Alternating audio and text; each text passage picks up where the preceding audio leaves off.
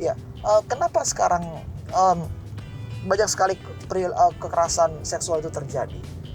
Karena kita mengobjektifikasikan orang lain sebagai manusia seksual aja, nggak lepas daripada itu. Biarpun Yusuf berada di Mesir, Tuhan itu menyertai Yusuf. Dan dikatakan selanjutnya bahwa semua yang ia lakukan, ia selalu berhasil. Itu luar biasa gak janji Tuhan itu?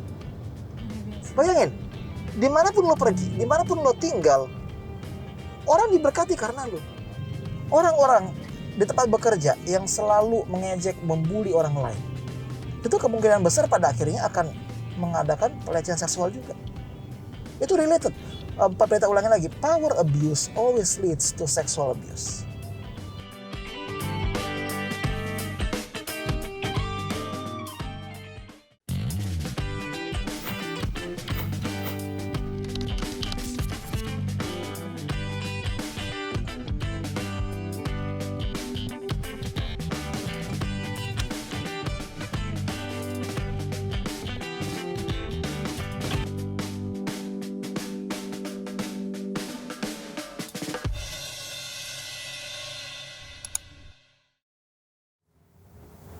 Shalom pemirsa di rumah, kembali lagi di Facebook What's on Your Mind.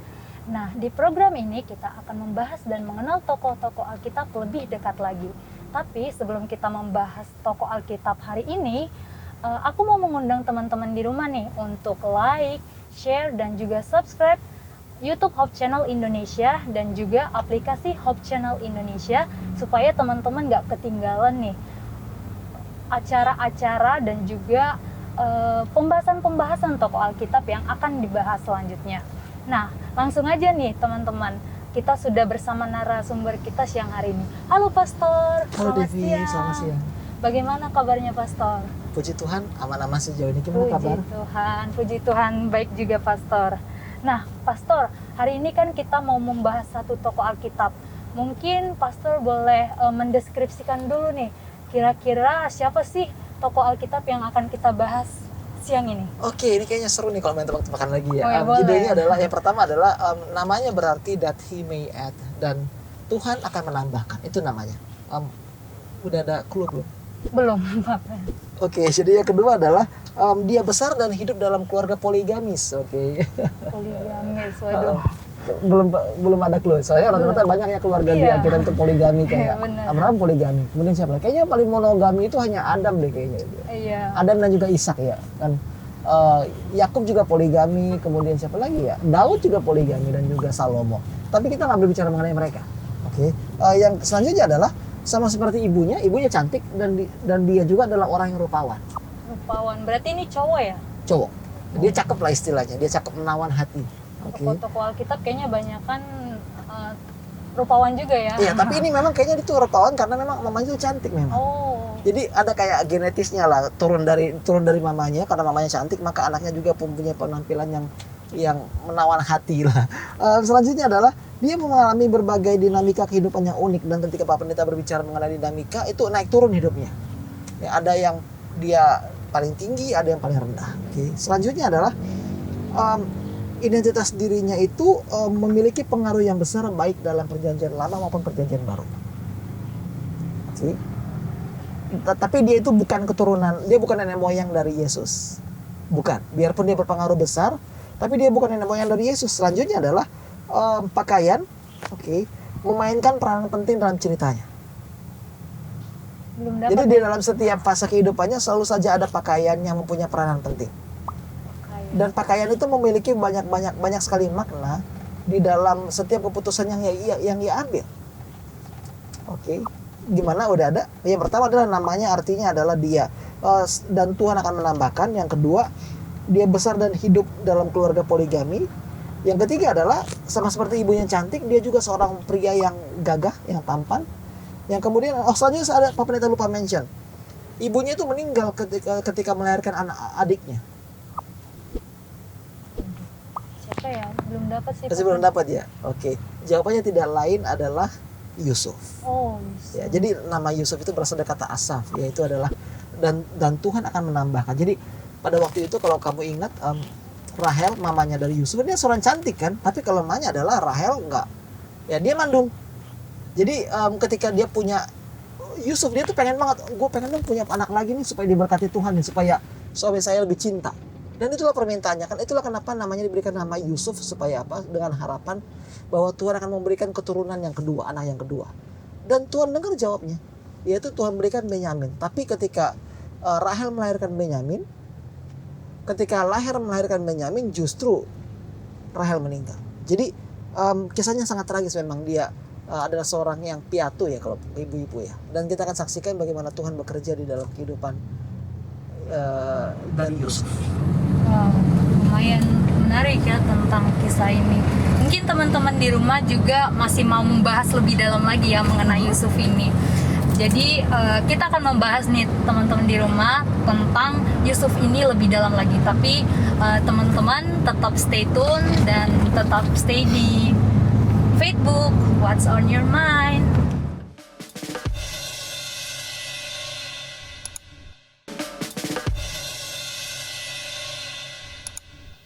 Kembali lagi di Facebook What's on Your Mind. Nah, pemirsa di rumah udah tahu nih ya tadi tokoh Alkitab yang akan kita bahas hari ini. Nah, Pak Pendeta, bagaimana sih latar belakang dari Yusuf ini sendiri dan apa sih hal menarik yang dimiliki sama Yusuf ini? Ada beberapa hal sih hal yang menarik. Contohnya adalah dia merupakan anak dari istri kesayangannya. Dan kalau kita ingat bahwa baik Yusuf, Rahel, Lea, dan Yakub itu terjebak dalam pernikahan poligami. Dan kalau kita baca di dalam kitab Kejadian, setiap dari mereka, istri-istri ini ingin menyaingi satu sama lain. Biarpun mereka adik kakak, mereka ingin menjadi yang paling dikasihi oleh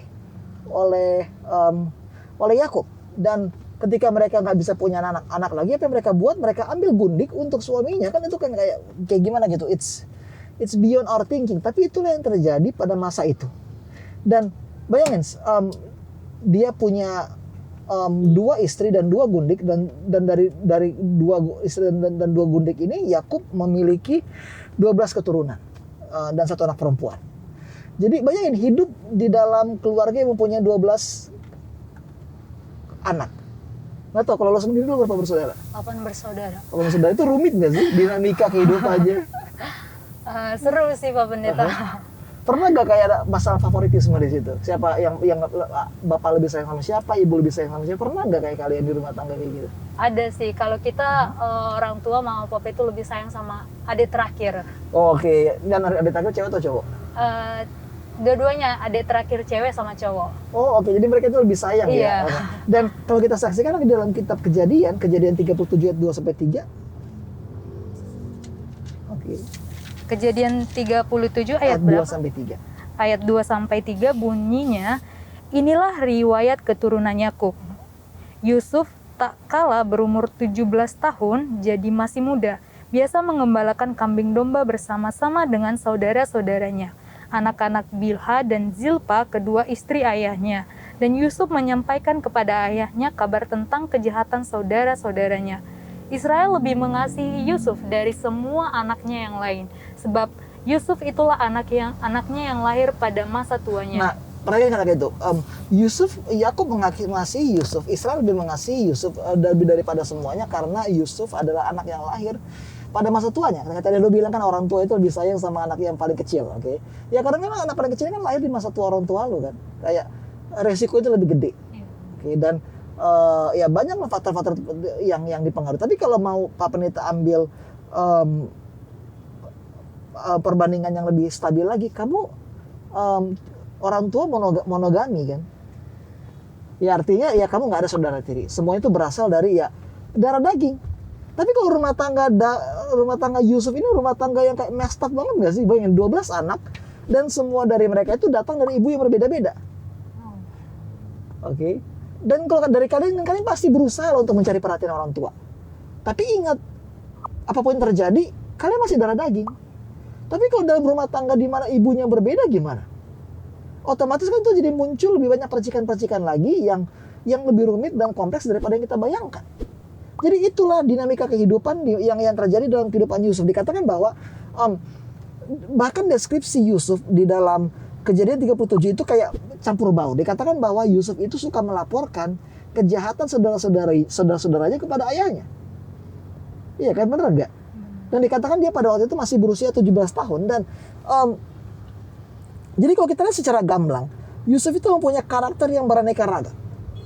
Dia anak yang paling dikasihi, dia berasal dari istri yang paling dikasihi juga, dan dia adalah seorang yang baik, ramah, suka bersahabat. Tapi pada saat bersamaan Yusuf juga suka melaporkan kejahatan saudara-saudara. Gimana kalau kalian 8 bersaudara itu ada nggak adik atau abang yang suka ngelaporin apa yang dibuat sama kalian ke orang tua?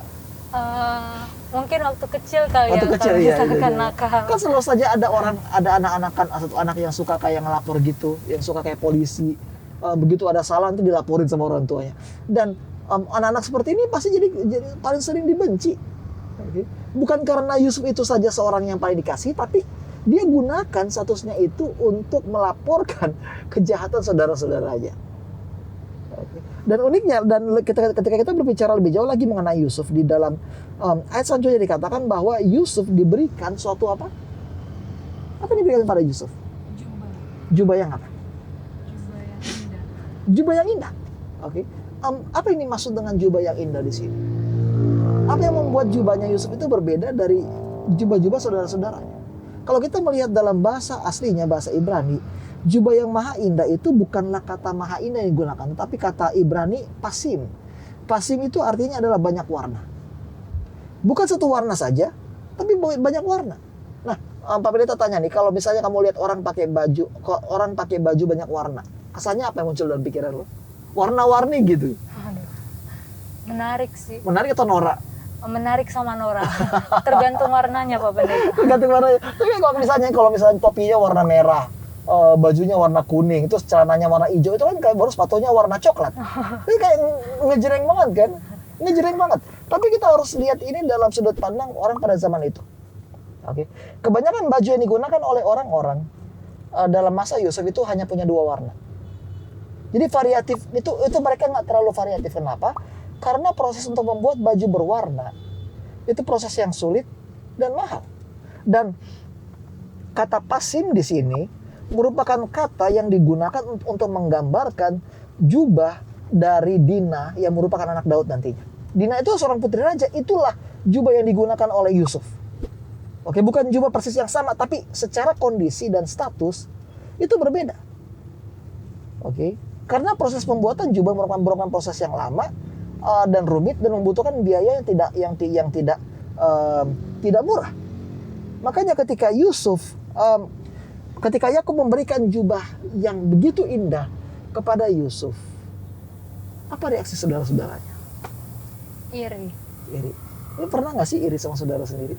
Enggak sih. Ya pernah. Dalam dinamika bertumbuh bersama 8 orang? So far belum sih Pak Pendeta. So far belum. Tapi ini yang terjadi kepada saudara-saudaranya. Kenapa? Ya, karena jubah itu bukan sekedar mengenai pakaian, tapi status. Dan kayak tadi Pak Pendeta bilang ya, bahwa kata pasim itu adalah jubah yang digunakan oleh orang-orang yang terhormat, yang disegani, dan kaum bangsawan. Jadi ketika Yakub memberikan jubah banyak warna ini, maha indah ini kepada Yusuf, apa indikasinya? Dia ingin Yusuf untuk menjadi pewarisnya. Dan apa yang terjadi kemudian? Ya chaos, kekacauan. Kenapa? Karena semua anak-anak Israel tahu, semua anak Yakub tahu bahwa yang harusnya menjadi pewaris itu bukan Yusuf, melainkan Ruben. Dan ketika Yusuf diberikan jubah yang luar biasa indah, tapi mereka hanya pakai jubah-jubah biasa, ya itu kan menimbulkan kecemburuan dan perpecahan. Dan kemudian kita dengar ceritanya bagaimana Yusuf mempunyai mimpi. Dan apa yang dibuat sama Yusuf, dia nggak sembunyikan mimpi itu. Dia kasih tahu sama saudara-saudaranya. Jadi kamu bisa, menurut kamu gimana sih kepribadian Yusuf ini? Dia punya mimpi di mana matahari menyembah dia. Dia mempunyai mimpi di mana ada 12 ikatan gandum menyembah dia. Dan dia kasih tahu itu sama saudara-saudaranya. Kepribadian seperti apa yang dia miliki sebenarnya? Sifat-sifat seperti apa? Kalau kita mau terbuka ya. Apa kira-kira? Bagaimana, Dev? Mungkin kalau misalkan aku jadi saudaranya Yusuf, mungkin apalagi kalau misalkan mimpinya dikasih tahu, tuh kayak ih ini anak sombong banget gitu kali ya, menjengkelkan. Ya sombong banget dan memang itu kayak dia pengen kayak intentionally merasa bahwa dia tuh memang lebih superior. Ingat, ketika dia dari kecil diberikan privilege yang luar biasa, 17 tahun. Oke, dan ketika ia menerima mimpi itu artinya apa? Dia pengen tunjukin kalau dia itu sesuatu, dia seseorang. Dan fakta bahwa dia menerima pakaian menunjukkan bahwa dia statusnya lebih tinggi daripada yang lain. Dan itulah pelajaran pertama mengenai pakaian dari kitab Yusuf, bahwa our clothes defines us. Kalau dari film The King's Man, manner maketh man. Oke, jadi cara kita berpakaian, cara kita berperilaku itu menunjukkan kelas kita. Oke, itulah makanya kenapa orang suka beli pakaian mahal yang branded. Kenapa? Karena mereka berpikir bahwa pakaian-pakaian mahal ini memberikan nilai tambah di dalam kehidupan kita. Ya kan, nggak ada orang beli tas merek Hermes atau Hermes istilahnya hanya untuk sekedar karena bagus. Nggak ada orang beli baju merek Polo hanya karena sekedar bagus. Nggak ada orang pakai mobil Mercedes hanya untuk sekedar mobilnya bagus. Nggak. Kita semua beli barang-barang mahal ini kenapa? Because it brings an added value to our life. Jadi cara kita berpakaian itu bukan saja sekedar menunjukkan siapa kita, tapi juga menunjukkan kelas diri kita. Itulah makanya orang-orang akan gunakan segala cara untuk memiliki penampilan yang sempurna. Kenapa? Karena mereka mau menunjukkan mereka berbeda. Mereka nggak mau jadi satu dari sekian banyak orang yang pakai baju sama-sama aja. Nggak. They need to show that they are different. Itu makanya banyak banget orang-orang yang udah kerja kantoran, mereka pengen tuh berpakaian yang trendy. Kenapa? Karena mereka mau menunjukkan bahwa mereka itu berbeda. Dan kita saksikan bahwa ketika Yusuf memakai pakaian itu, dia secara tidak langsung membuat dirinya menjadi target untuk semua abang-abangnya.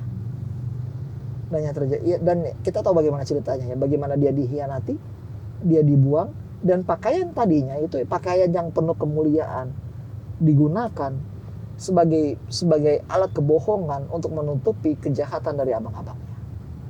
Pakaian dulunya menjadi simbol status, justru sekarang menjadi bukti dari kebohongan mereka. Begitu. Wow, luar biasa banget ya Pak Pendeta. Kira-kira apa sih nanti yang bakalan terjadi sama Yusuf ini? Kita udah tahu nih permasalahannya, lalu sifat dari Yusuf sendiri. Nah, tapi Pak Pendeta mungkin kita jeda dulu kali ya. Oke pemirsa di rumah, kita akan jeda dulu sebentar, jadi jangan kemana-mana, tetap di Facebook What's on Your Mind.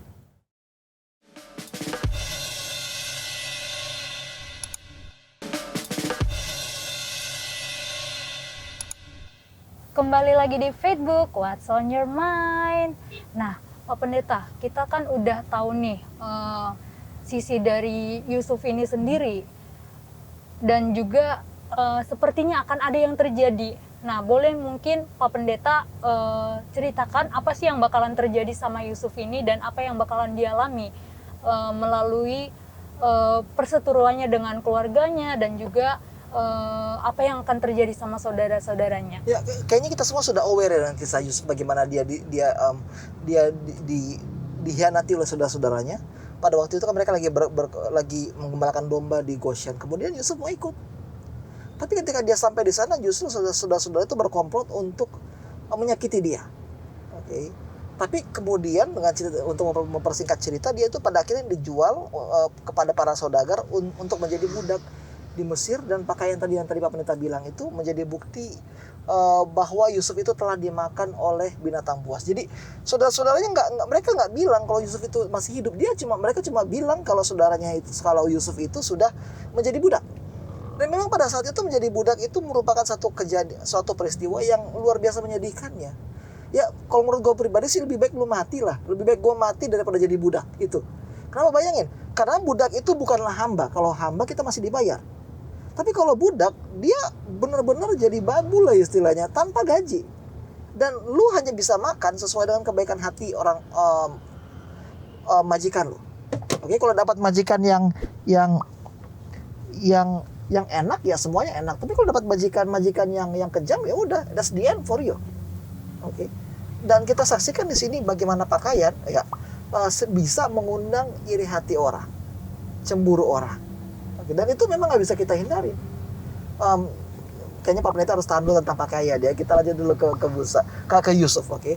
Dan Bayangin loh, dia itu anak kesayangan. Oke, kalau menurut kamu anak kesayangan itu pasti disuruh kerja nggak di rumah? Kalau dari keluarga sendiri masih sih. Masih ya, oke, masih. Tapi apakah pekerjaannya sama beratnya kayak yang lain? Beda. Beda ya, lebih Beda. ringan kan. Pada itu juga gitu sih kami. Kami kan berempat di rumah kan. Oke, jadi biasanya kadang-kadang ya paling tua itu biasanya paling sibuk ya. Untuk Iya, semuanya. benar. Jadi kalau ada pekerjaan yang nggak selesai, itu pasti dikasih ke orang yang lebih tua. Oke, jadi dalam kata lain menurut Pak Pendeta pribadi ya, mungkin Yusuf nggak pernah kerja sepanjang hidupnya. Dia nggak pernah kerja sama sekali. Pak Pendeta percaya deh. Oke. Apalagi dengan banyaknya 12 saudara dan mereka juga punya hamba-hamba dan mereka itu punya banyak ternak dan budak-budak juga. Jadi dia merupakan anak-anak yang kayak dimanja banget. Oke. Dan bayangin anak yang dimanja dipaksa untuk jadi budak di Mesir. Dia dijual kepada seorang bernama Potifar.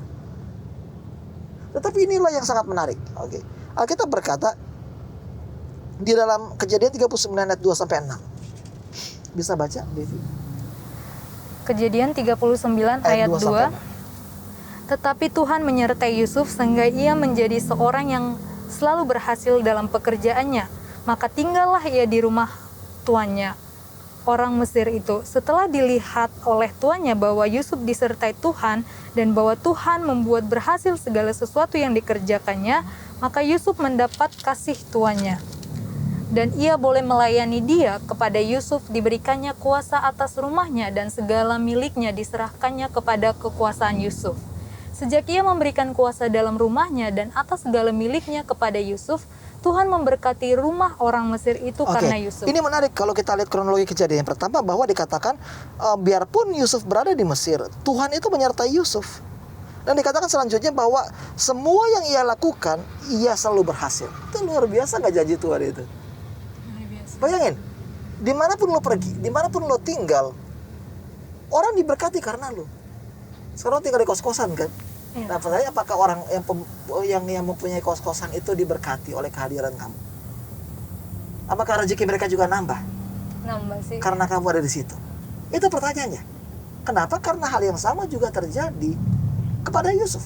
Kemanapun dia melangkah, dia diberkati. Dan uniknya adalah setelah dilihat oleh tuannya bahwa Yusuf disertai Tuhan dan bahwa Tuhan membuat berhasil segala sesuatu dikerjakannya. Jadi jadi tuannya itu Potifar, dia melihat kok bahwa Yusuf itu bukan orang sembarangan. Bukan saja ia berhasil, tapi ia juga diberkati oleh Tuhan. Dan langsung Potifar kasih kendali kepada Yusuf untuk melakukan segala sesuatu yang ada di rumahnya. Di dalam ayat selanjutnya dikatakan bahwa berkat Tuhan ada atas segala miliknya, baik yang di rumah maupun yang di ladang. Segala miliknya diserahkannya pada kekuasaan Yusuf, dan dengan bantuan Yusuf ia tidak usah lagi mengatur apapun selain dari makanannya sendiri. Adapun dan itu menariknya ya, bahwa semua yang ia lakukan berhasil, baik di ladang maupun di rumah, semuanya sukses. Bahkan sampai Potifar memberikan kendali atas rumah tangganya kepada Yusuf. Tapi kemudian semua puji-pujian ini diakhiri dengan satu statement yang agak mencurigakan. Kenapa? Karena saja dikatakan bahwa adapun Yusuf itu manis sikapnya dan elok parasnya. Ya, jadi biarpun dia seorang budak, tapi ada orang tertentu yang ia keluarkan. Ada kepribadian tertentu yang menarik banyak orang untuk melihat kepadanya. Nah, masalahnya adalah bukan saja orang tertarik, tapi orang-orang juga mulai tergoda terhadap siapa Yusuf. Mungkin bisa baca Kejadian 39 ayat 7. Kejadian 39 ayat 7. Selang beberapa waktu istri tuannya memandang Yusuf dengan berahi. Lalu katanya, "Marilah tidur dengan aku." Tetapi Yusuf menolak dan berkata kepada istri tuannya itu, "Dengan bantuanku, tuanku itu tidak lagi mengatur apa yang ada di rumah ini, dan ia telah menyerahkan segala miliknya pada kekuasaanku. Bahkan di rumah ini ia tidak lebih besar kuasanya daripadaku, dan tiada yang tidak diserahkannya kepadaku selain daripada engkau. Sebab engkau istrinya, bagaimanakah mungkin aku melakukan kejahatan yang besar ini dan berbuat dosa terhadap Allah?" Walaupun dari hari ke hari perempuan itu membujuk Yusuf. Oke, perhatikan di sini bahwa selang beberapa hari, selang beberapa waktu. Artinya apa? Birahi istrinya itu nggak muncul begitu saja. Dia sudah melihat siapa Yusuf, dan dia melihat bagaimana elok parasnya dan bagaimana wataknya itu watak yang menarik sekali. Dan hal itu menimbulkan kayak rasa ingin lah dari dalam diri istri Potifar. Kemudian dia menggoda Yusuf, oke. Dan kalau kita saksikan, boleh lanjut lagi baca ayatnya. Walaupun dari hari ke hari perempuan itu membujuk Yusuf. Oke, ayat itu perhatikan. Walaupun dari hari ke hari. Artinya kita sering melihat ya bahwa godaan istri Potifar itu godaan yang sekali terjadi, oke. Tapi Alkitab berkata berbeda. Godaan istri Potifar itu adalah godaan yang berturut-turut, oke, yang berturut-turut terjadi di dalam waktu tertentu, oke. Artinya mana yang lebih mudah ditolak, godaan sekali atau godaan yang berturut-turut? Godaan yang Berturut-turut itu datang berturut-turut, bro. Ya kita tahu lah kalau kita cowok kan gimana responnya kalau ada digoda cewek cantik. Tapi Yusuf itu nggak goyah. Dia bilang nggak mungkin lah gue berbuat demikian karena Potifar itu udah baik sama gue. Masa sekarang gue hianati kepercayaannya? Dan memang kayaknya pada waktu itu kan Yusuf itu telah ditempatkan pada satu posisi di mana dia itu memang mempunyai kekuasaan sama seperti Potifar sendiri dalam rumah tangganya. Dalam rumahnya. Tapi tetap saja dia menolak. Kemudian apa yang terjadi, Devi? Pada suatu hari masuklah Yusuf ke dalam rumah untuk melakukan pekerjaannya. Sedang dari seisi rumah itu seorang pun tidak ada di rumah. Lalu perempuan itu memegang baju Yusuf sambil berkata, "Marilah tidur dengan aku." Tetapi Yusuf meninggalkan bajunya di tangan perempuan itu dan lari keluar. Oke, ini menarik. Oke, karena kisah Yusuf ini membawa satu narasi berbeda dari pelecehan seksual. Kenapa? Karena pertama, yang aktif di sini bukanlah laki-laki, tapi perempuan. Ya, itu penting banget itu. Yang kedua, pelecehan seksual terjadi bukan karena situasi dan kondisi tertentu. Ya, tapi seringkali ya karena memang orang tertarik. Seringkali ya kita kalau terjadi pelecehan seksual kita salahkan orangnya. Siapa suruh berduaan aja? Oke, siapa suruh pakaian pendek? Siapa suruh seksi-seksi? Tapi Yusuf itu dia nggak menggoda loh. Oke, dia justru jadi objek birahi bukan karena pakaiannya, bukan karena memang si Paras itu pribadi, tapi karena memang ceweknya itu ya istrinya itu yang nafsuan. Artinya stop blaming the victim. Itu luar biasa sekali pelajaran dari Yusuf ini. Ya, memang benar dia itu memang beberapa orang suka melihat ayat ini dan berkata, salahnya Yusuf sih, siapa suruh berduaan sama cewek. Tapi kita saksikan bahwa dia itu ada di rumah, ya karena pekerjaannya. Oke. Karena dia memang orang benar dan dia harus melakukan apa yang menjadi tanggung jawabnya. Tapi istri Potifar yang memanfaatkan situasi. Jadi pelecehan seksual terjadi bukan karena ada kesempatan saja, tapi karena ada kekuasaan. So, sexual abuse always begins with power abuse. Pak Pendeta ulangin dalam bahasa Indonesia ya. Pelecehan seksual selalu diawali dengan pelecehan kekuasaan, di mana orang-orang menggunakan kekuasaan untuk menindas orang lain, untuk menghalangi hak dan kewajiban orang lain, untuk merendahkan orang lain, untuk menekan orang lain, untuk mengecilkan orang lain.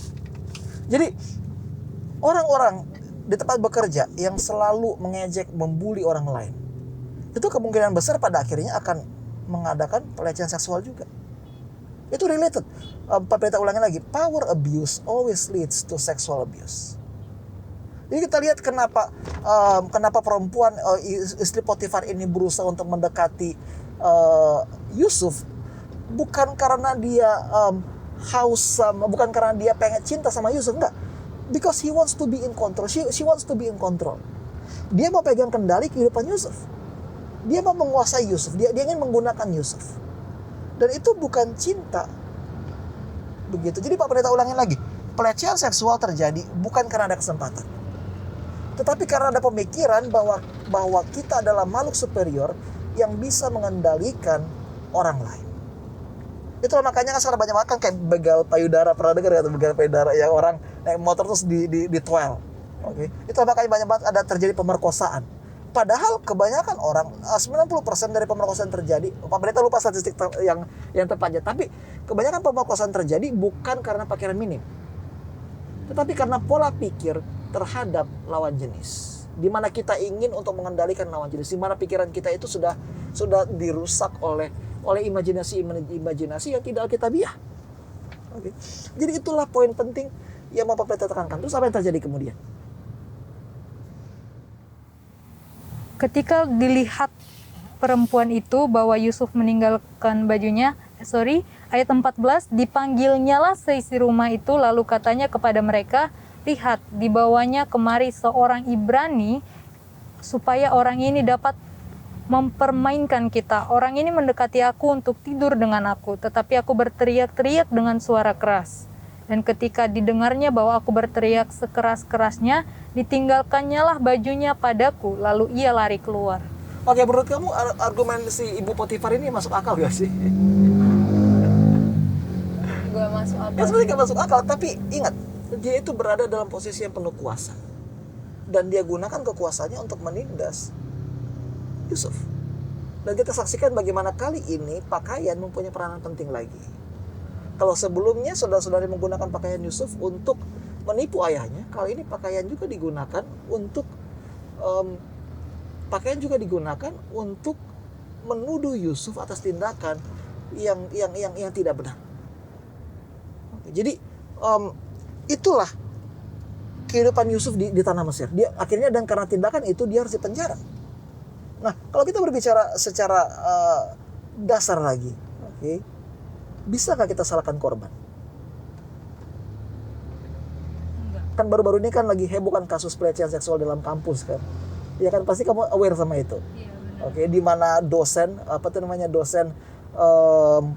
melecehkan mahasiswi, oke. Nah, kenapa itu semua terjadi? Bukan karena mahasiswi ini yang nggak tahu diri, tapi karena dosen itu menyalahgunakan tanggung jawabnya. Begitu. Jadi, dan kenapa dia menyalahgunakan tanggung jawabnya? Karena dia merasa dia itu mempunyai kuasa untuk melakukan segala sesuatu. So, Pak Pendeta mengingatkan lagi bahwa pelecehan seksual itu selalu dimulai dari pelecehan kekuasaan. Oh, luar biasa banget ya Pak Pendeta. Ini baru aku pahami juga sih. Mungkin ada banyak ya hal-hal yang akan kita pelajari dari peristiwa yang dialami oleh Yusuf ini. Tapi mungkin nanti kita akan bahas ini di segmen berikutnya. Mungkin kita boleh jeda dulu ya Pak Pendeta. Oke, pemirsa di rumah, jangan kemana-mana, tetap di Facebook What's on Your Mind.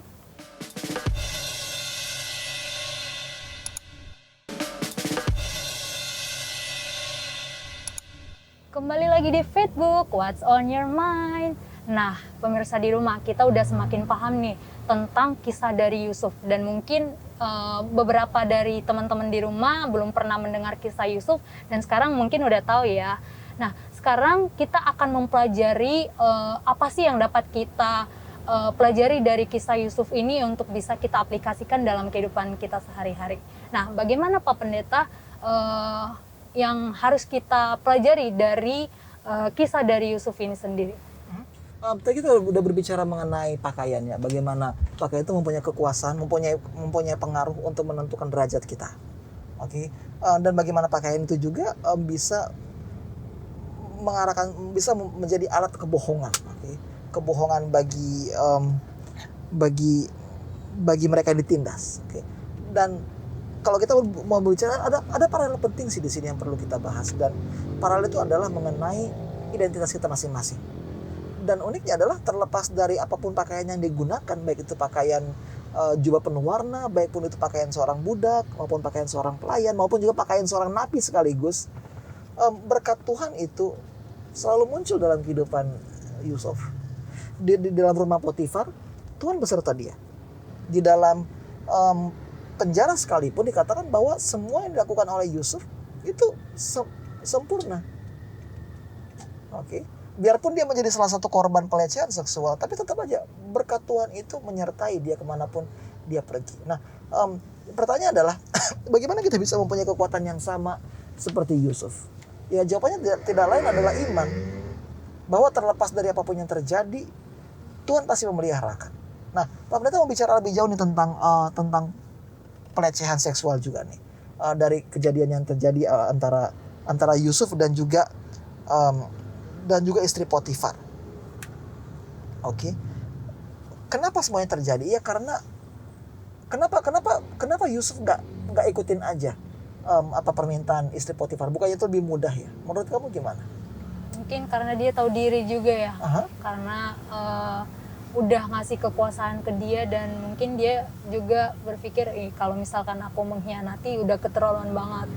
Terus dia juga takut akan Tuhan, Pak Pen. Oke, jadi mana yang lebih penting? Mana yang menjadi motivasi utama? Takut akan Tuhan atau karena utang budinya kepada Potifar? Kalau dari sini dia lebih ke arah utang budi kali. Coba Kalau kita baca yang ayatnya. aku baca. Lihat berapa itu ya.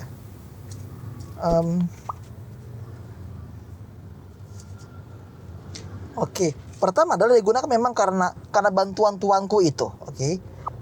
Tapi kalau kita lihat yang terakhir adalah dikatakan bagaimanakah mungkin aku melakukan kejahatan yang besar ini dan berbuat dosa terhadap Allah. Oke, jadi ada dua. Pandangan etika dia, pandangan etis dia itu dipengaruhi oleh kepercayaan akan Tuhan. Jadi mengenai integritas seseorang, kita harus tahu bahwa integritas itu dilandaskan pada iman kita kepada Allah. Dan alasan kenapa orang sekarang banyak yang jatuh ke dalam seks bebas dan juga gonta-ganti pasangan, oke, dan juga one night stand segala macam, karena pandangan kita terhadap Allah itu sudah mulai buram. Dan seperti kita ingat dalam kisah Sodom lagi, bahwa moralitas seseorang menjadi indikator dari kerohaniannya. Kalau moralitasnya sudah goyang, ya otomatis kerohanian itu pasti sudah nggak kuat lagi. Sedangkan bagi Yusuf itu berbeda, karena kerohaniannya kuat. Begitu datang godaan, dia tetap teguh. Ya, jawabannya kenapa? Karena dia ingat siapa Tuhannya. Jadi gimana untuk orang-orang muda nih? Apakah Pak Pendeta boleh nggak saya pakai pakaian minim? Karena kan tadi bukan karena ada kesempatan. Ya, kalau kita membahas lagi dari cerita Yusuf dan juga tema pakaian, kita harus ingat bahwa pakaian menunjukkan identitas kita. Ya, sama seperti pakaian Yusuf yang membawa iri hati, ya kita harus berhati-hati mengenai dampak pakaian kita terhadap orang lain. Pak Pendeta nggak bilang ya bahwa kita perempuan itu harus menjaga aurat supaya nggak dinafsuin sama orang. Oke. Di satu sisi, setiap dari kita baik laki-laki maupun perempuan harus ingat kalau kita harus mengendalikan diri kita masing-masing. Oke. Dan kita nggak bisa main-main dengan apa yang disebut sebagai immoralitas. Karena immoralitas itu mempunyai pengaruh yang besar di dalam sosial fabrik yang ada di masyarakat. Nah, itu yang pelajaran pertama sih yang mau Pak Pendeta singgung dari Yusuf, bahwa penting bagi kita untuk menjaga kesucian moralitas kita masing-masing. Tapi yang kedua juga kita harus ingat kalau inilah artinya untuk menjadi orang berintegritas. Oke. Pak Pendeta kemarin ada hadir di seminar kan. Terus ya bawa seminar berkata begini, alasan kenapa kita harus berintegritas itu supaya kita naik pangkat. Oke, supaya orang tahu siapa kita. Kamu setuju nggak soal itu? Setuju, Pak Pen. Kenapa? Karena dari situ kan kita bisa dilihat sama orang. Apakah kita itu kayak berwibawa atau enggak, melalui sikap kita. Oke, tapi ingat juga bahwa pola pikir seperti itu berbahaya. Tahu kenapa berbahaya? Karena dasar dan landasan integritas kamu adalah untuk self benefit. Bener gak? Kayak tadi bilang kan supaya orang tahu siapa kita. Berarti ya kalau integritas kamu gak menguntungkan, gimana dong akhirnya? Iya kan? Dan orang-orang suka berkata bahwa integritas orang barat itu adalah integritas terbaik. Tapi ingat juga bahwa integritas orang barat itu dilandaskan pada pola pikir sekuler, di mana integritas itu memang didirikan hanya untuk tujuan long term benefit. Ya kalau nggak ada long term benefit, untuk apa saya punya integritas? Artinya apa? Ya kalau udah nggak menguntungkan, boleh dong saya berbohong segala macam. Nah, yang diajarkan dalam kehidupan Yusuf bukanlah sekedar integritas, tapi integritas yang berlandaskan pada iman terhadap Tuhan. Dan iman itulah yang memaksa kita, saya gunakan kata memaksa karena memang iman itu memaksa kita untuk jadi orang baik, untuk jadi orang jujur, untuk jadi orang yang punya etika, untuk jadi orang yang bermoral. Oke. Jadi kalau kita membuat moral kompas kita kepada keuntungan diri sendiri, ketika satu hal itu tidak menjadi untung lagi, untuk apa? Iya kan? Tapi ketika kita membuat integritas dengan kompas yang mengarah kepada Tuhan, maka suka atau tidak suka kita pasti menjalankan. Kenapa? Karena itulah kerinduan kita untuk menjadi seperti Tuhan di dalam setiap langkah kehidupan kita. Dan inilah yang membuat Yusuf berbeda. Karena dia mempunyai integritas yang kuat, kemanapun dia berada, dia selalu berhasil. Oke? Dia selalu sukses. Kenapa? Karena dia memiliki integritas bukan untuk dirinya sendiri, tetapi untuk imannya kepada Tuhan. Oke? Begitu. Gimana, ada tambahan sejauh ini? Belum ada Pak. Jadi ya, kalau kita ulangin ya, kalau kita membuat self benefit sebagai dasar dari integritas yang kita miliki, hanya integritas yang bersifat sementara. Begitu profit kita tuh lebih tinggi daripada integritas kita, ya mendingan kita cari profit kan. Untuk apa kita berpikir mengenai hal yang lain? Oke, jadi itulah hal yang penting yang harus kita ingat. Yang pertama adalah cara kita berpikir mengenai imoralitas itu menunjukkan kerohanian kita. Itu yang pertama. Yang kedua adalah integritas itu harus berlandaskan iman kita kepada Tuhan. Dan yang ketiga adalah cara kita memperlakukan lawan jenis menunjukkan identitas kita. Oke, kenapa Yusuf menolak untuk jatuh ke dalam pencobaan? Karena dia tahu identitas dia siapa. Dan dia tahu juga bahwa Potifar itu mempunyai seorang istri, dan istri itu harus dihormati. Ya, kenapa sekarang banyak sekali kekerasan seksual itu terjadi? Karena kita mengobjektifikasikan orang lain sebagai manusia seksual aja, nggak lepas daripada itu. Dan itu berbahaya. Ketika kita melihat cewek hanya karena dari bodinya cakep, berbentuk segala macam, itu kan makanya kenapa orang suka lihat IG artis segala macam, karena mereka bisa melihat impian mereka ada di situ kan, kayak istilah-istilah body goals. Oke, pernah dengar nggak body goals yang harus seksi segala macam? Itu contoh yang salah satu objektifikasi wanita yang paling berbahaya. Oke, sama seperti yang dilakukan oleh istri Potifar. Dia melihat Yusuf, tapi dia nggak lihat imannya, dia cuma lihat dia itu orang yang rupawan. Nah, pertanyaan adalah ketika kita melihat orang lain, apa yang kita lihat? Apakah hanya bagus-bagusnya aja? Apakah hanya body goals-nya aja? Apakah hanya keindahannya dia? Bukan itu. Mungkin menurut gue ada yang lebih dalam daripada itu. Dan itulah yang sering kita miss. Jadi kita nggak bisa melihat manusia dari sudut pandang yang dangkal. Kita harus menggali lebih dalam lagi dan melihat dia sebagai ciptaan Tuhan. Begitu. Jadi itu yang ketiga. Oke. Dan yang terakhir adalah kita harus ingat bahwa Tuhan terus bekerja dalam kehidupan Yusuf. Setelah dia keluar dari penjara, Firaun memberikan jubah yang baru untuk dia, dan jubah itu menunjukkan identitasnya sebagai seorang wakil raja. Oke. Artinya apa? Identitas bukan sesuatu yang kita raih. Identitas adalah satu hal yang diberikan. Oke. Tapi kita harus berhati-hati dengan aspek identitas mana yang kita tunjukkan. Apakah itu aspek kesombongan atau kerendahan hati. Oke. Harus hati-hati dengan jubah mana yang kita pakai. Tapi jubah yang terbaik adalah jubah yang diberikan Tuhan kepada kita semua. Bagaimana? Biasa jubah terbaik yang diberikan Tuhan kepada kita itu bisa dilihat dari sisi mana aja sih Pak Pen? Tadi kan Pak Pen itu udah bilang ya, jubah terbaik diberikan Tuhan itu dari sisi kasih karunia, itu yang terpenting. Yang kedua dari segi integritas. Yang ketiga dari cara kita memandang lawan jenis kita. Oke, harus punya sikap menghormati. Nggak tahu kamu pernah nggak experience kayak catcalling gitu? Oh enggak sih Pak Pen. Kayak di sweet-sweetin segala macam, baru kalau lewat depan rumah segala macam. Pernah sih kalau misalkan lewat. Iya, itu kenapa orang-orang berbuat seperti itu? Ya objektifikasi wanita. Oke, dan hal itu juga terjadi kok kepada cowok. Kayak waktu kamu tahu Jonathan Christie kan? Ya, waktu Jonathan Christie menang di Asian Games tahun 2018 kalau nggak salah. Terus dia buka baju kan.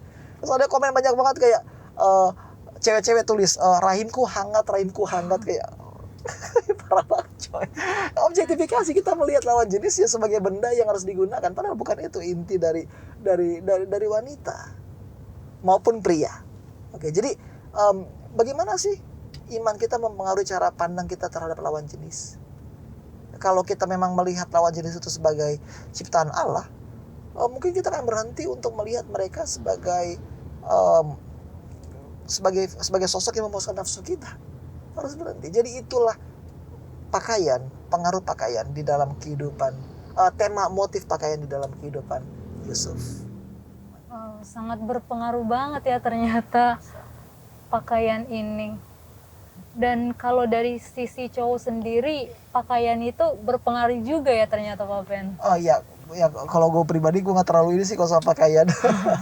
Apa aja dipakai, yang penting pakai pakaian daripada nggak pakai baju kan. Tapi memang ada beberapa orang yang pengen supaya lebih trendy segala macam. Tapi Indian itu memang kita harus berpakaian ya khusus untuk ya untuk diri aja kita pribadi, bukan sekedar untuk. Memang beberapa orang suka untuk ada added value lah dalam diri mereka. Bagus sih memang, tapi kita harus ingat kisah Yusuf bahwa itu justru terkadang membawa perpecahan. Pakaian terbaik adalah pakaian yang diberikan Tuhan. Identitas terbaik adalah identitas yang diberikan Tuhan, bukan yang kita bentuk oleh tangan kita sendiri. Begitu. Sangat memberkati sekali. Saya udah paham banget ya secara pribadi, dan aku juga percaya nih teman-teman di rumah sekarang udah paham dan sudah mengerti bahwa ternyata baju itu sangat berpengaruh sekali, apalagi yang sudah kita pelajari mengenai tokoh khusus yaitu Yusuf. Nah, mungkin Pak Pendeta boleh nih Pak Pendeta mendoakan firman yang sudah kita bahas ini supaya pemirsa di rumah juga semakin terberkati dan dapat mengaplikasikan pembahasan kita ini dalam kehidupan kita sehari-hari. Langsung doa. Iya. Oke, let's pray. Kita berdoa. Bapa di surga, terima kasih atas pelajaran yang begitu indah dari kisah Yusuf. Bantulah kami untuk mengetahui cara Engkau bekerja dalam kehidupan kami. Bantulah kami untuk melihat lawan jenis sebagai sosok yang harus dihormati dan dikasihi, bukan sosok yang bisa dieksploitasi Tuhan. Biarlah iman kami mengubah integritas dan moralitas kami Tuhan. Kami serahkan semuanya ke tangan-Mu. Dalam nama Yesus kami berdoa. Amin. Nah, terima kasih untuk pemirsa di rumah yang tetap setia sampai di akhir acara ini. Nah, sebelum kita mengakhiri acara ini, aku kembali mau mengingatkan pemirsa di rumah supaya like, share, dan juga subscribe Hope Channel Indonesia, dan juga untuk download aplikasi Hope Channel Indonesia supaya tidak ketinggalan pembahasan-pembahasan tokoh Alkitab. Dan juga saya juga mau mengingatkan nih teman-teman, buat teman-teman di rumah yang mungkin punya ide atau tokoh Alkitab yang mau dibahas, boleh banget untuk komen di bawah. Terima kasih sudah menyaksikan acara ini dari awal sampai akhir. Terima kasih, Tuhan memberkati.